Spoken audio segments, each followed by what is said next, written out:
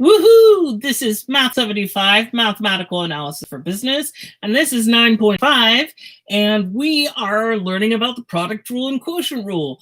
And the thing about the product rule and the quotient rule is the two rules are pretty straightforward, so I'm going to give you an example of each, and then let you practice in the homework. Woohoo! This is a lot of times in a calculus class, this would just be a small part of one section. So I'm not sure why the book wanted to put this in its own section, but let's give it a try. Woohoo.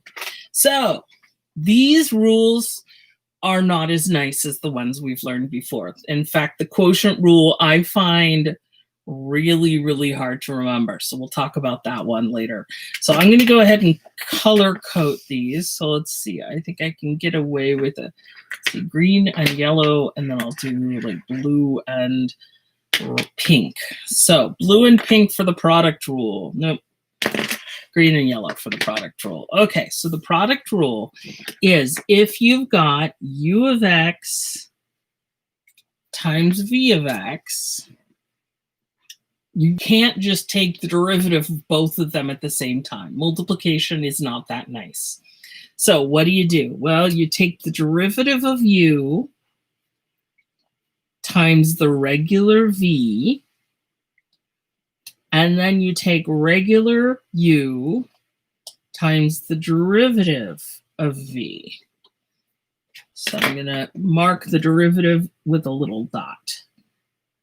Does that make sense? So basically they take turns. First, you take the derivative of the first one times the second one. And then you take the plain first one times the derivative of the second one. Now, since you are adding, you can do this in either order. It's totally up to you.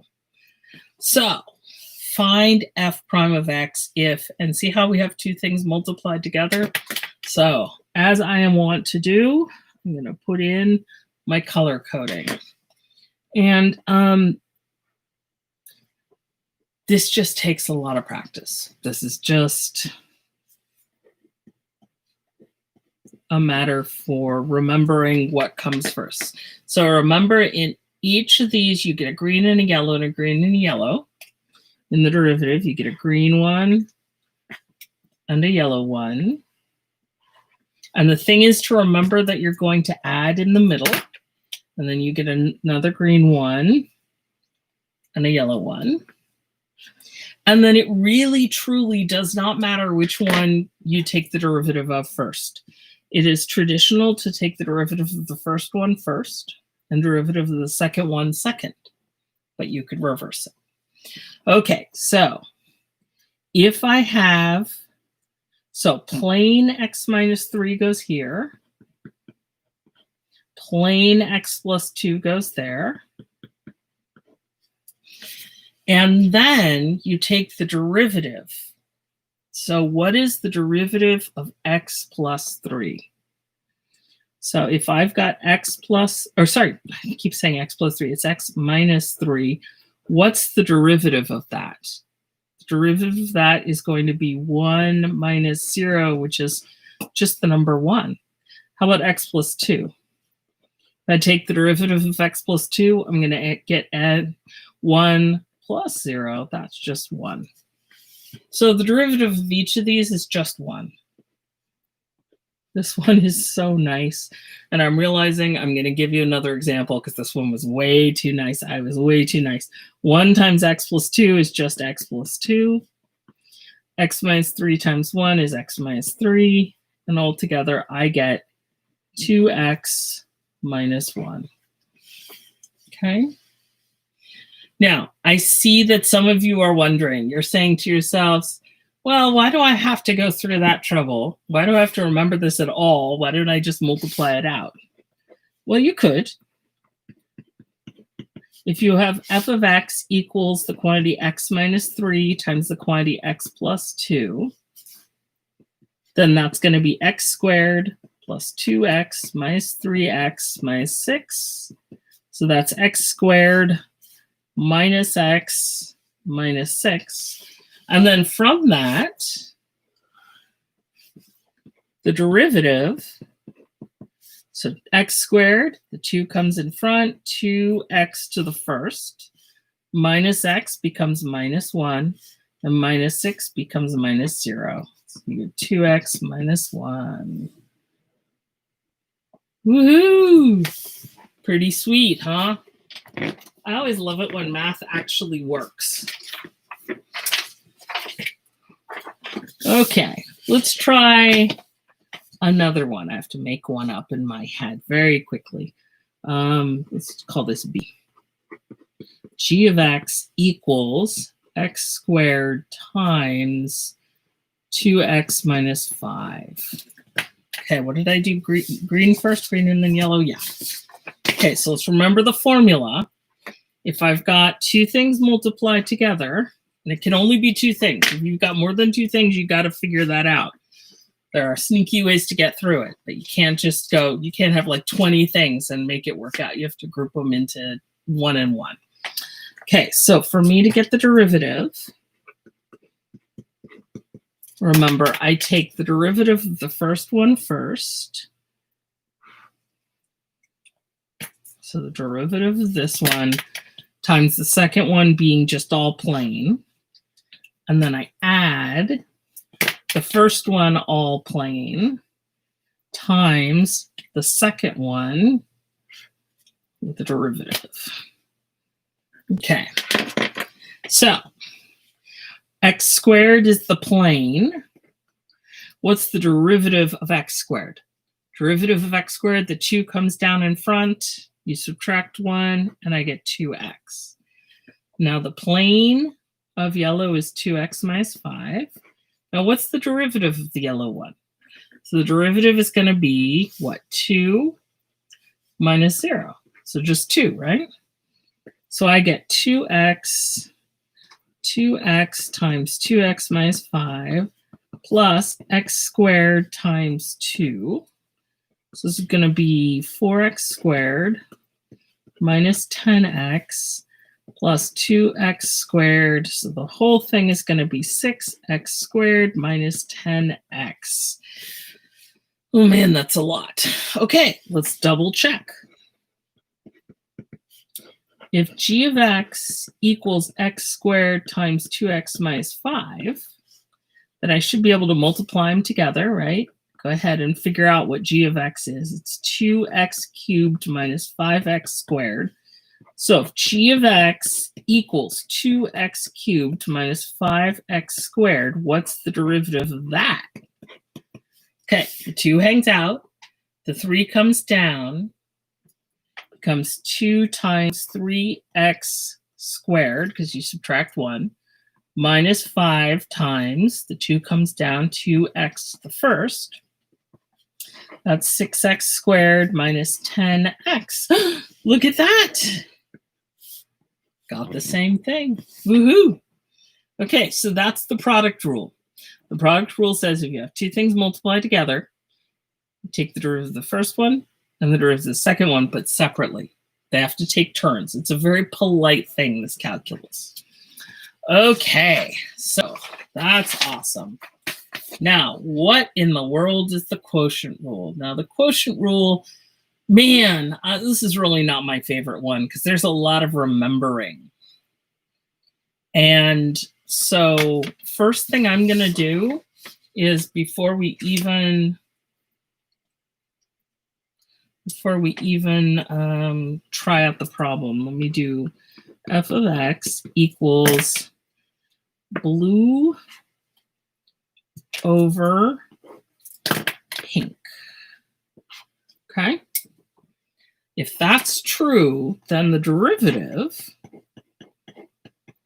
notice that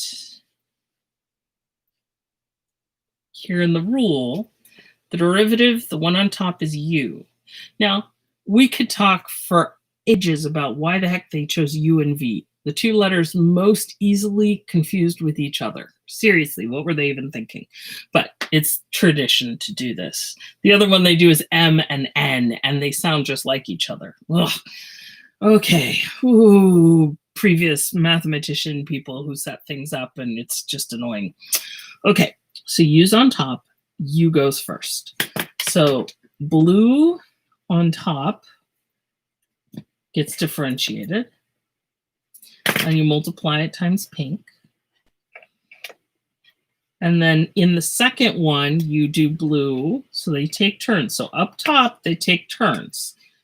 The numerator, you take the derivative of the numerator times the denominator, and then you've got the plain numerator times the derivative of the denominator. But notice the big difference from the product rule.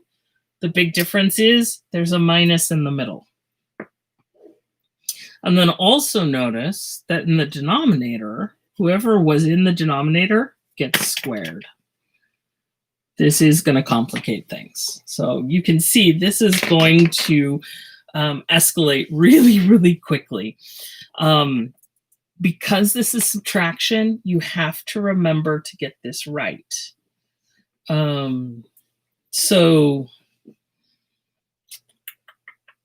there is a saying. It's low D high, high D low, low low. I'm not sure that can be helpful right here, but you could look into it. You can ask me about it. You can be like, what the heck did you just say? And I can show it to you. But I'm going to try it with the blue and the pink, see if that helps. So in our case, we've got x squared minus 4x all over x plus 5. So the derivative is going to be, I'm just going to draw in my these guys.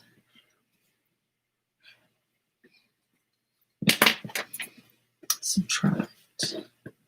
There we go. And remember, this is, we're going to take the derivative of the top one first and the derivative. So in that way, we go with the first one first in both cases. Okay, so the derivative of the numerator, I've got x squared minus 4x, but instead I've got 2x minus 4.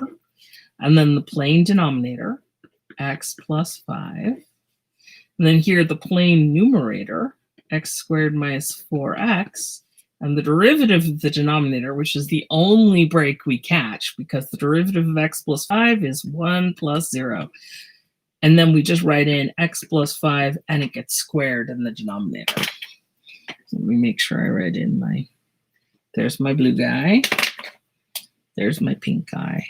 And now the other part of the quotient rule. Seriously, the quotient rule, nobody's favorite as far as I know. I've never met anyone who loves it because it's a lot of work to remember it. And now we've got a mess. Seriously. Pinhead could come and give you this problem and it would not be surprising. This is like Cenobite happy place. So let me clean some stuff up. I'm going to have 2x minus 4 times the quantity x plus 5. I'm going to have to multiply that out minus. Now this is just x squared minus 4x times 1, which is really nice. And then down here in the denominator, x plus 5, the quantity squared. I personally am not going to multiply this out. I'm going to wait and see what I get up here. So I'm going to get, let's see, FOIL it out, 2x squared plus 10x minus 4x minus 20. And then this is minus x squared minus 4x, because this is just times 1.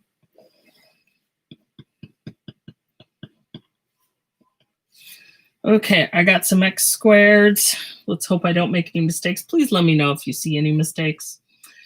X squared, and then let's see, I've got 10x minus 4x minus 4x. I think that's plus 2x minus 20.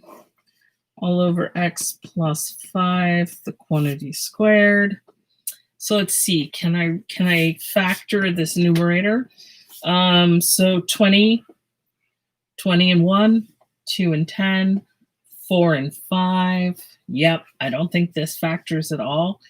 B squared minus 4ac is 480. Nope, not going to be nice. So I think I'm going to leave it like this. I personally believe that if you've got something factored completely, you should leave it factored. But if you'd like to multiply it out, it would be, so this would be a big OR, x squared plus 2x minus 20 all over x squared plus 10x plus 25. So there we go. Quotient rule. Not fun, but do your best. It does allow us to do it. And I will just remind you that, as nasty as this is, it's still better than this. Doing this with this function, that would be a long, sad weekend. I would be crying at the end of this. This would be a lot of work. So this is saving us some work. So it's a trade-off. That's it. That's 9.5. You guys are awesome. Good luck. Ask lots of questions. Don't forget a dance party. And, have a good evening or morning or afternoon and math on.